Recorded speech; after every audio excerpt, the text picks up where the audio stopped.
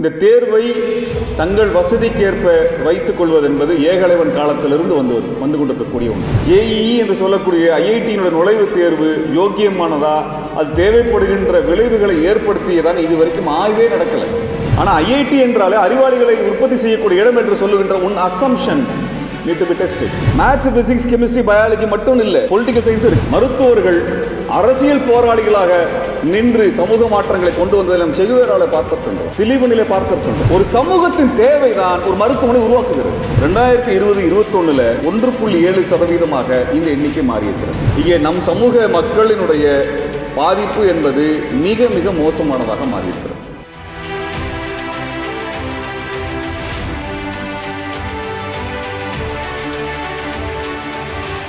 அன்பான தோழர்களே, நீட் தேர்வை ஏன் ரத்து செய்ய வேண்டும் என்கின்ற இந்த கருத்தரங்கம் என்பது நாம் கடந்த 4 ஆண்டுகளாக நீட் தேர்வுக்கு எதிராக நடத்தி வருகின்ற போராட்டத்தினுடைய தொடர்ச்சி. மக்கள் மன்றத்தில் முன்வைத்த வாதங்கள் எவ்வளவு தூரம் காத்திரமானவை, இந்த தேர்வு ஏன் அநீதியானது என்பதை ஆய்வுபூர்வமாக ஆவணப்பூர்வமாக தரவுகளோடு நீதியரசர் AK ராசன் அவர்களுடைய அறிக்கை விளக்கியிருக்கிறது. அறிவின் ஆயுதம் கொண்டு இந்த நீட் தேர்வை எதிர்கொள்வதற்கு தமிழ்நாடு அணியமாகியிருக்கிறது. அந்த வகையில் இந்த கருத்தரங்கத்தில் பங்கெடுத்து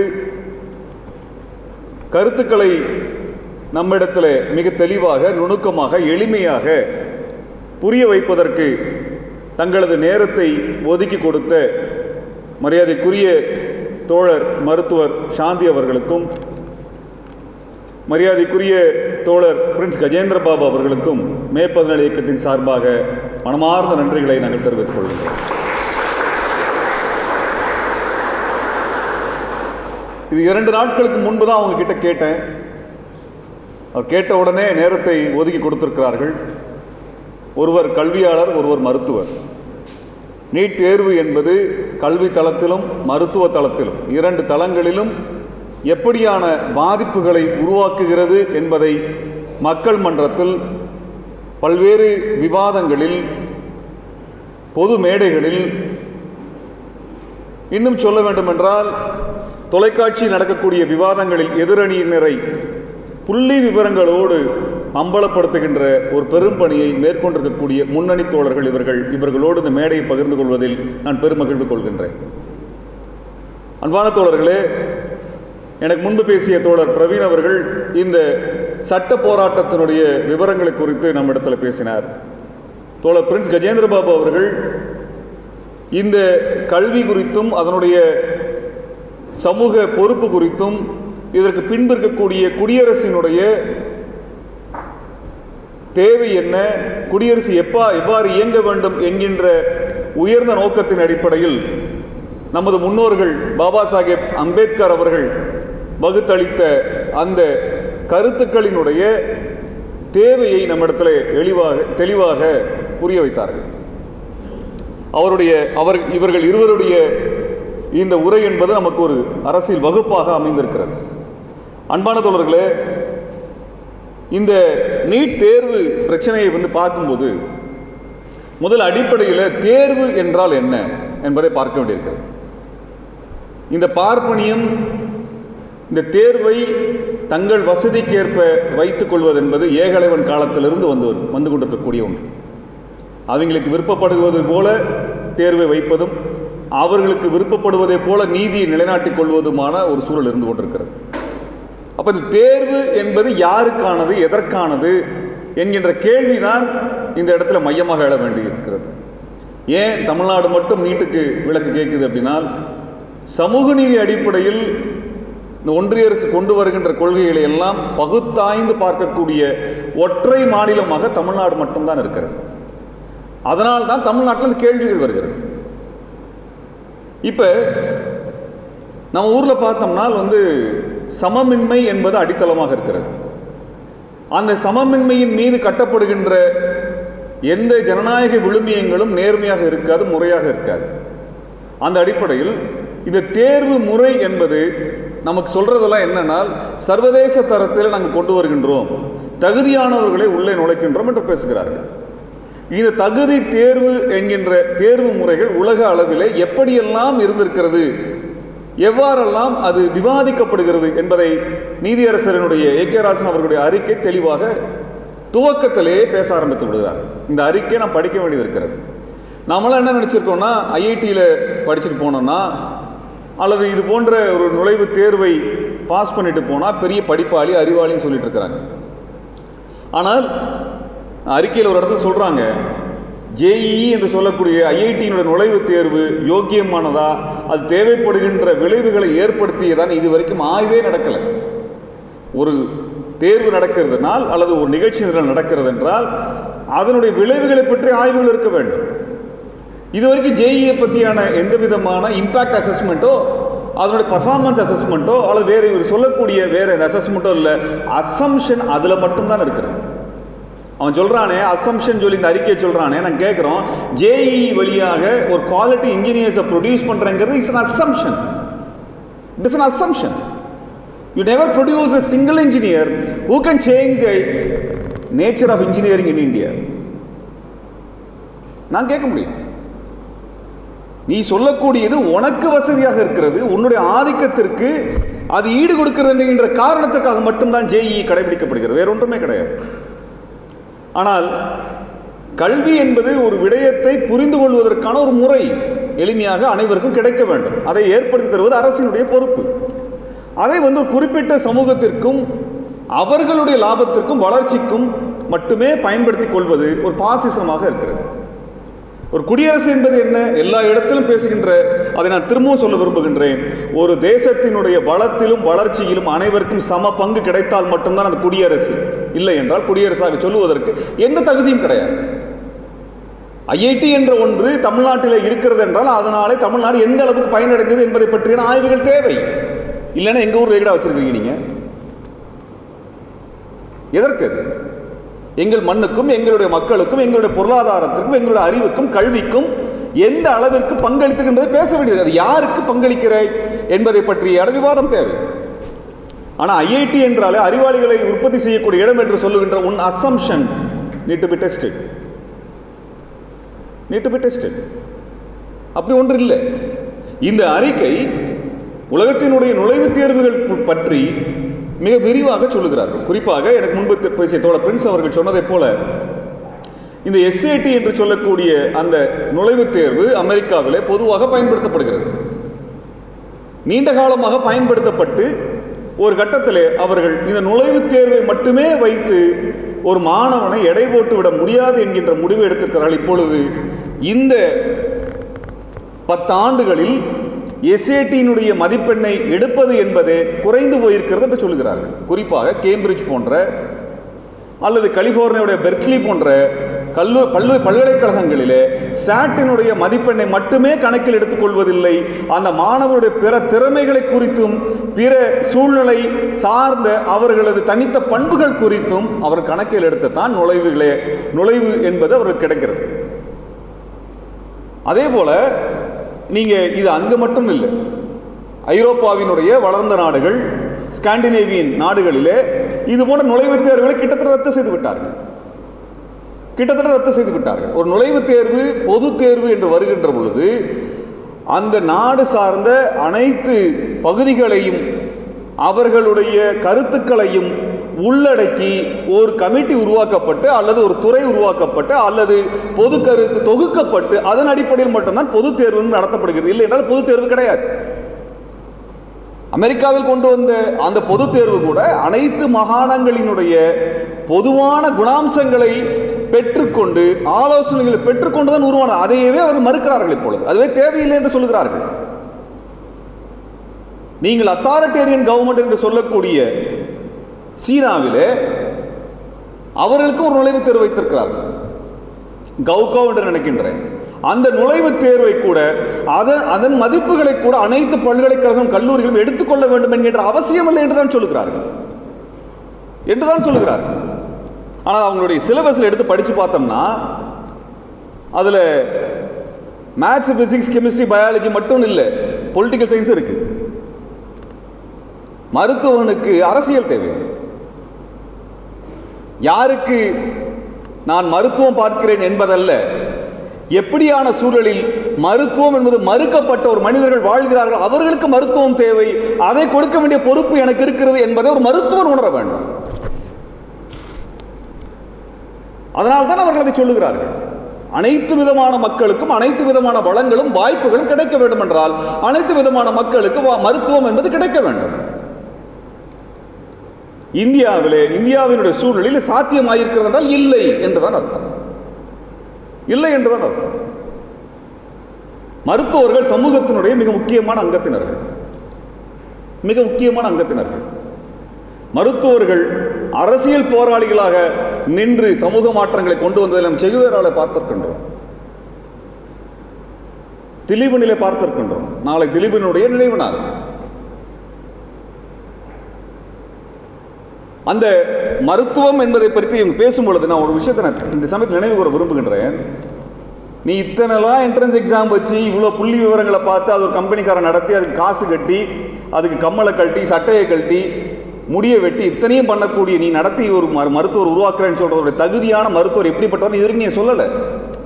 அது எப்படிப்பட்ட மருத்துவராக இருப்பான்னு எங்களுக்கு சொல்லலை. அந்த நீ சொல்லக்கூடிய முறைகளெல்லாம் வந்து படித்து வெளியே வரக்கூடிய ஒரு மருத்துவர் வந்து கண்ணில் பார்த்தா சிகிச்சை பண்ணிடுவாரா? கண்ணில் பார்த்த சிகிச்சை நடந்துருமா? நீட் தேர்வு என்பது ஒரு மருத்துவராவதற்கான தேர்வு அல்ல, மருத்துவ படிப்பிற்கான தேர்வு தான், வேற ஒன்றுமே கிடையாது. ஆனால் இவங்க பேசுறது எல்லாம் பார்த்தீங்கன்னா இது நீட் தேர்வில் மருத்துவ இது வந்தாலே ஒரு தகுதியான மருத்துவம் தானாக வந்துவிடான்னு சொல்றாங்க. நான் இந்த சமயத்தில் ஒரு செய்தி சொல்ல விரும்புகிறேன். தமிழீழத்திலே ஒரு நடைமுறை ஆட்சி அமைதி ஒப்பந்தத்திற்கு பிறகு நடந்துச்சு. அங்கே போர் இன்னும் சில காலங்களுக்குள் வந்துவிடும் என்கின்ற சூழல் இருந்தது. அங்கே கல்லூரிகள் நடத்தப்பட்டன, விடுதலை புலிகள் நடத்தப்பட்டன, அங்கே மருத்துவக் கல்லூரிகள் நடத்தப்பட்டன. அங்கே படித்த மருத்துவர்கள் 5 வருடம் படித்து முடித்துதான் மருத்துவராக முடியும் என்கின்ற உலக அளவினுடைய அந்த வரையறை இருந்தாலும் கூட போர் என்று வந்துவிட்டால் அவர்களுக்கு சிகிச்சை செய்வதற்குரிய மருத்துவர்கள் கிடையாது, மருந்துகள் கிடையாது, மருத்துவத்திற்கான வாய்ப்புகள் கிடையாது. ஆனால் போர் வரப்போகிறது.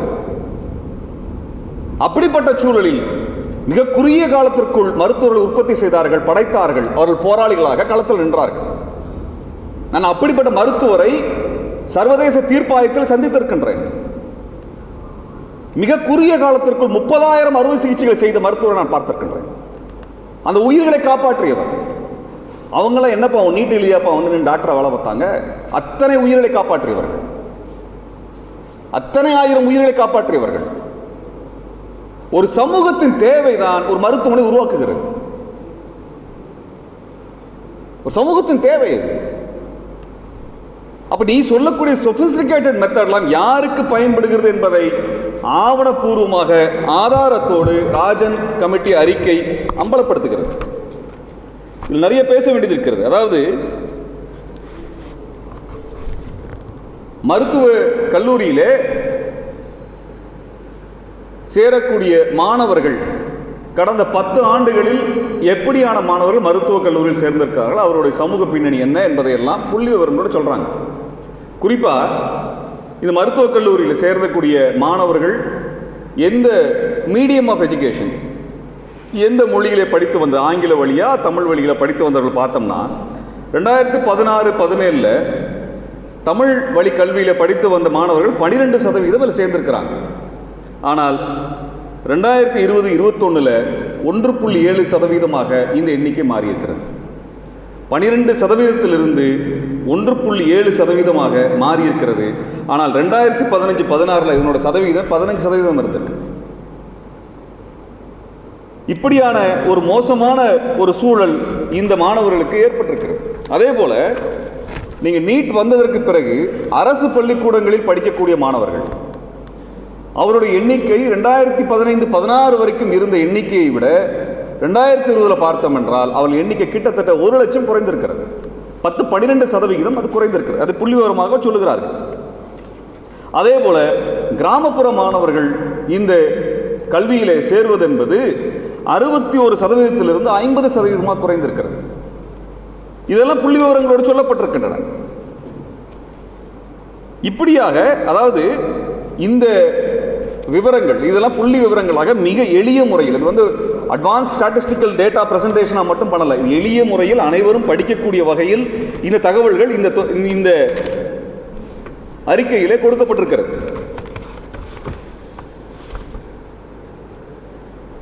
இதில் வந்து இன்னொரு முக்கியமான விஷயம், அந்த ஃபர்ஸ்ட் ஜெனரேஷன் ஸ்டூடெண்ட் சொல்லுவாங்க, முதல் தலைமுறை பட்டதாரிகள் சொல்லக்கூடியதில் 2010 ஆரம்பித்து 16 வரைக்கும் நீங்கள் பார்த்தீங்கன்னா கிட்டத்தட்ட 18 24% உயர்ந்து வருகிறது.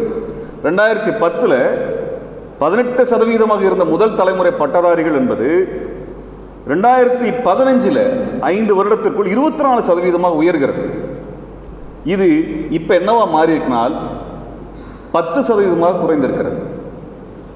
அது 18% 24% வந்து அதிலிருந்து உயர்ந்து போகலை, அதிலிருந்து குறைந்து 14% குறைந்து 10% மாறியிருக்கிறது. அப்ப 2015-16 24% மாணவர்கள் முதல் தலைமுறை பட்டதாரிகளாக இருந்தவங்களை வெறும் 10% மாற்றிய பெருமை யாருக்கு சொந்தம் என்றால் நீட்டுக்கு சொந்தம், மோடிக்கு சொந்தம், பாஜகவிற்கு சொந்தம். இது போன்ற புள்ளி விவரங்கள் கொட்டி கிடக்கின்றன. அதே மாதிரி பார்த்தீங்கன்னா சிபிஎஸ்இ மாணவர்களுடைய சேர்க்கை என்பது இந்த நீட் தேர்வு வருவதற்கு முன்பு இருந்த நிலையை விட இப்பொழுது பல மடங்கு உயர்ந்திருப்பதை புள்ளி விவரமாக இந்த தகவல்கள் நமக்கு சொல்லுகின்றன. ஆக தோழர்களே, இதில் அடிப்படையில் இந்த மொத்தமாக இது படித்தோம்னா நான் என்ன சொல்கிறேன், எல்லாருமே படிக்க வேண்டிய ஒரு தகவல் தான். இது ஒவ்வொன்றாக எடுத்து சொல்ல ஆரம்பித்தோம் என்றால் நமக்கு வந்து நேரம் போதாது என்று நினைக்கிறேன், நேரம் குறைவாக இருக்கிறது. அடிப்படையில் இது என்ன நடந்திருக்கிறது அப்படின்னா, அரசு பள்ளிக்கூட மாணவர்கள் அப்படிங்கிறது நிராகரிக்கப்பட ஆரம்பித்திருக்கிறார்கள். அதில் தமிழ் வழி கல்வியில் படித்தவர்கள் பாதிக்கப்படுகிறார்கள். அதிலும் கிராமப்புறத்தை சார்ந்தவர்கள் அதிகமாக பாதிக்கப்படுகிறார்கள். அதே போல சமூக ரீதியாக ஒடுக்கப்பட்ட பிற்படுத்தப்பட்ட மாணவர்களில் பொருளாதார ரீதியாகவும் அவர்கள் வசதி வாய்ப்பு இல்லாதவர்கள் இன்னும் அதிகமாக பாதிக்கப்பட்டிருக்கிறார்கள். உயர் சாதி ஏழைகளுக்கு இல்லை, இங்கே நம் சமூக மக்களினுடைய பாதிப்பு என்பது மிக மிக மோசமானதாக மாறியிருக்கிறது. அதை இந்த ஆவணம் புள்ளி விவரமாக சொல்லுது. உங்கள் அனைவருக்கும் என்ன பொறுப்பு இருக்கிறது என்றால், இந்த புள்ளி விவரங்களை எடுத்து நீங்கள் சமூக வலைதளங்களில் உங்கள் நண்பர்களிடத்தில் நீங்கள் விரிவாக பேச வேண்டியிருக்கிறது. இத்தனை பக்கங்களில் இருக்கக்கூடிய இந்த புள்ளி விவரங்களை மிக எளிய மொழியில் நீங்கள் எடுத்து சொல்ல வேண்டியிருக்கிறது. அப்போ இது என்னன்னால், இந்த சமயத்தில் இவ்வளோ இது மருத்துவத்துறைக்கு மட்டும் இவ்வளோ பெரிய பிரச்சனை வந்திருக்கிறது. இது நாளைக்கு பொறியியலுக்கு கொண்டு வந்தா, கலைக்கு கொண்டு வந்தா, சட்டத்திற்கு கொண்டு வந்தால் என்ன ஆகும்? அதுக்கு வந்து என்ன ஆகும்? அதைத்தான் நம்ம யோசித்து பார்க்க வேண்டியிருக்கிறது. இவர்கள் இந்த புள்ளி விவரங்களை கண்டு அலறுகிறார்கள். இன்னைக்கு வந்து எடுத்தோம்னா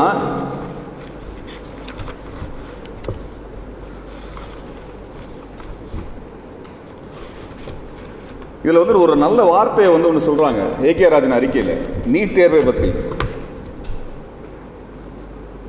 NEET does not have any inherent either implicit or explicit means of such measures to predict the achievement correctly except its content based crude assessment சொல்றாங்க. ஒரு crude assessment சொல்றாங்க, ரொம்ப தெளிவாக சொல்றாங்க. இது எந்த இடத்திலும் ஒரு மாணவனுடைய பின்னணியை பற்றியோ அல்லது அவன் படித்த பாடத்தினுடைய தன்மைகளை பற்றியோ இல்லை.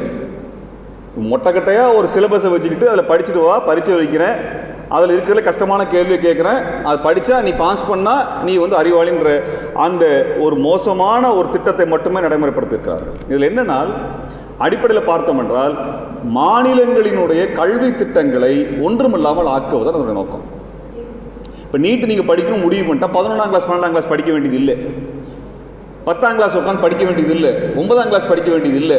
9ஆம் கிளாஸ்லேருந்து நீட்டுக்கான கோச்சிங்காக நீ உட்காந்து படிக்க ஆரம்பித்து 10வது வகுப்பில் வேணும்னா பொதுத் தேர்வு எழுதி அதையும் பாஸ் பண்ணிவிட்டு இதெல்லாம் வருஷத்துக்கு ஒரு முறை வரக்கூடிய தேர்வில் பாஸ் பண்ணி நேராக போய் நீட் எழுதிட்டு போயிடலாம். ஐஐடி என்ட்ரன்ஸ் எக்ஸாம் இப்படி தான் நடந்தது, இப்படி தான் இன்றைக்கி நடக்குது. நம்மெல்லாம் என்ன நினைப்போம்னா 12ஆம் வகுப்பு முடிச்சதுக்கப்புறம் படிச்சுட்டு நேராக போனால் பிஇ என்ட்ரன்ஸ் எக்ஸாம் பாஸ் பண்ணிடலாம், ஐஐடி பாஸ் பண்ணலாம் நினைப்பாங்க. அப்போ உட்காந்து படித்தா போதுன்னு நினைப்போம். ஆனால் அவன் 9ஆம் கிளாஸில் படித்து முடிச்சிடறான். 9ஆம் கிளாஸில் பயிற்சி கொடுக்கப்படுகிறது. நம்ம கேட்குறோம், அதாவது என்னென்னால் ஒரு பாடத்திட்டத்தின் மூலமாக தயாரிக்கப்பட்ட ஒரு மாணவன், ஒரு பாடத்திட்டத்தின் வழியாக தன் அறிவை செதுக்கி கொண்ட மாணவன் அந்த பாடத்திட்டத்தில் இருந்து கேட்கும் பொழுது அவன் பேச முடியும். ஒரு 12 வருடமாக ஒரு பாடத்திட்டத்தில் உங்களை செதுக்கிக் கொள்கிறீர்கள், உருவாக்கிக் கொள்கிறீர்கள். அதை முற்றிலுமாக நிராகரித்துவிட்டு ஒரு தேர்வை வச்சு இதில் பாஸ் பண்ணி வாடான்னு எப்படி வருவான் அவன்? எப்படி முடியும்? அது எப்படி ஒரு சமூக நீதி தேர்வாக அமைய முடியும்? இதுதான் அதனோட அடிப்படை. அப்ப இந்த முறையை நாம் போர்க்குணத்தோடு எதிர்கொள்ள வேண்டியிருக்கிறது. தோழர்களே, இந்த கருத்தரங்கம் ஒரு துவக்க கருத்தரங்கமாக இப்பொழுது ஆரம்பித்திருக்கின்றோம். மே 14 இயக்க தோழர்கள் தமிழ்நாட்டினுடைய அனைத்து மாவட்டங்களிலும் இதற்குரிய பிரச்சாரத்தை மேற்கொள்ள வேண்டும். வெறும் பிரச்சாரத்தோடு அல்ல, இதற்கான போராட்டத்தையும் தோழர்கள் கட்டமைக்க வேண்டும். இது எந்த இடத்திலும் மே 14 இயக்கம் இதில் சமரசம் செய்து கொண்டார். கடந்த திங்கட்கிழமை அன்று நாம் இந்திய ஒன்றிய அரசினுடைய அலுவலகமாக இருக்கக்கூடிய சாஸ்திரி பவனை முற்றுகையிட்டு போராட்டம் நடத்தினோம், கைதானோம். அது துவக்க புள்ளி. இந்த கருத்தரங்கம் மக்களுக்கு தகவலை, விவரங்களை சொல்லுகின்ற, விளக்குகின்ற வகையிலே ஒரு பிரச்சார பணியாக இது மேற்கொள்ளப்படட்டும். அதே நேரத்தில் இந்த அரசை எதிர்கொள்வதற்குரிய போராட்டத்தையும் நாம் கட்டமைக்க வேண்டும் தோழர்களே. ஆகவே இது அனைத்து தோழர்களுடைய பொறுப்பு. ஒவ்வொரு தோழரும் இதை பற்றியான முழுமையான வாசிப்பு அனுபவத்தோடு இதை குறித்து பேச வேண்டும், எழுத வேண்டும். இது வெறுமனே ஒரு பரீட்சை சம்பந்தப்பட்டது இல்லை, இது கல்வி சம்பந்தப்பட்டது, மருத்துவ கட்டமைப்பு சம்பந்தப்பட்டது, மாநில உரிமை சம்பந்தப்பட்டது. மாநிலத்துக்கு உரிமை இருக்குதா இல்லையா என்பது குறித்தும் இது அடிப்படையில் பேசுகிறது. ஆகவே மாநில உரிமையை நாம் விட்டு கொடுத்து விட முடியாது. நாம் ஒன்றிய அரசினுடைய அடக்குமுறையின் கீழ் அடிமைப்பட்டவர்களாக இருந்துவிட முடியாது. ஆகவே இது அனைத்து தளங்களிலும் நாம் போராடுகின்ற ஒரு போராட்டத்தை கோருகிறது. அந்த போராட்டத்திற்கு தோழர்கள் அணியமாக வேண்டும், சமரசம் இல்லாமல் அணியமாக வேண்டும். இது எதிர்கால சந்ததியினரை பாதுகாப்பது மட்டுமல்ல, நம் நிகழ்கால அரசியலினுடைய மிக முக்கியமான கண்ணியாக இருக்கிறது. ஆகவே இந்த இடத்துல பாரதிய ஜனதா கட்சியினுடைய எதேச்சதிகார போக்கை நாம் முறியடித்து காட்டுவோம். எப்படி ஜல்லிக்கட்டு போராட்டத்திற்கு முன்பாக தொடர்ச்சியாக மே 14 இயக்க தோழர்கள் 3-4 வருடங்களாக பிரச்சாரத்தை மேற்கொண்டு அந்த போராட்டம் வெடித்த பொழுது அதில் முன்னணி ஆற்றலாக நின்றீர்களோ, அதுபோல இந்த நீட் தேர்வுக்கு எதிரான போராட்டம் என்பது வலுப்பெற வேண்டும். தமிழ்நாடு முழுவதும் இதுக்கு எதிரான போராட்டத்தை களம் காண வேண்டும். மக்கள் மன்றத்தில் இதற்கான தீர்வுகளை நாம் காண்போம். நன்றி, வணக்கம் தோழர்களே.